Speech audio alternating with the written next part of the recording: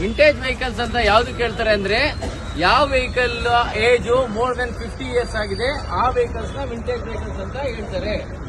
ನೀವೆಲ್ಲರೂ vehicles lovers, ನಿಮ್ ಹಳೆ ಗಾಡಿಗಳಂದ್ರೆ ತುಂಬಾ ಇಷ್ಟ ಇದೆ, ತುಂಬಾ ಇಷ್ಟಪಡ್ತೀರಾ.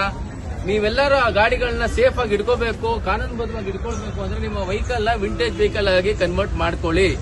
ಯಾಕೆ ಕನ್ವರ್ಟ್ ಮಾಡ್ಕೊಳ್ಳಿ ಅಂತ ಹೇಳ್ತಾ ಇದೀನಿ ಅಂತಂದ್ರೆ, ಕಾನೂನುಗಳು ಬದಲಾವಣೆ ಆಗಿ 20 ವರ್ಷದ ಗಾಡಿ ಅಥವಾ 30 ವರ್ಷದ ಗಾಡಿಗಳು RC ಕ್ಯಾನ್ಸಲ್ ಅಂತ ಹೇಳಿದ್ರೆ ರಾತ್ರಿ ನಿಮ್ಮ ಗಾಡಿಗಳ RC ಕ್ಯಾನ್ಸಲ್ ಆಗಿ ನಿಮ್ಮ ಗಾಡಿಗಳು ವೇಸ್ಟ್ ಆಗಿಬಿಡ್ತವೆ. ಅದಾಗಬಾರ್ದು ಅಂದ್ರೆ ಯಾವ್ಯಾವ ಗಾಡಿಗಳು 50 ವರ್ಷ ಆಗಿದೆ, ನೀವೆಲ್ಲರೂ 50 ವರ್ಷ ಆಗಿರೋ ಗಾಡಿಗಳನ್ನ ವಿಂಟೇಜ್ ವೆಹಿಕಲ್ಸ್ ಅಂತ ಮಾಡ್ಕೊಳ್ಳಿ.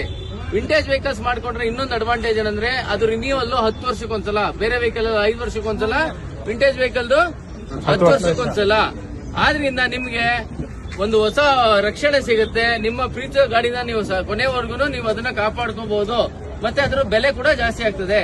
ಆದ್ರಿಂದ ಎಲ್ಲರೂ ಸಾಧ್ಯವಾದ ಮಟ್ಟಿಗೆ 50 ವರ್ಷ ಆಗಿರೋ ವಾಹನಗಳೆಲ್ಲ ಕೂಡ ನೀವು ನಿಮ್ಮ ವಾಹನಗಳನ್ನ ವಿಂಟೇಜ್ ವಾಹನವನ್ನಾಗಿ ಪರಿವರ್ತನೆ ಮಾಡಿಕೊಂಡು ನೀವು ಸಂತೋಷವಾಗಿ ಇರಿ. ಓಕೆನಾ?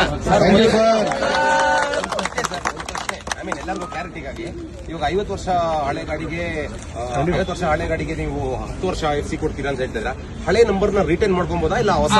ಅದು ಸದ್ಯಕ್ಕೆ ಇನ್ನೂ ಚರ್ಚೆಯಲ್ಲಿದೆ. ಅದು ಸದ್ಯಕ್ಕೆ ಇನ್ನೂ ಕಾನೂನಲ್ಲಿ ನಡೀತಾ ಇದೆ.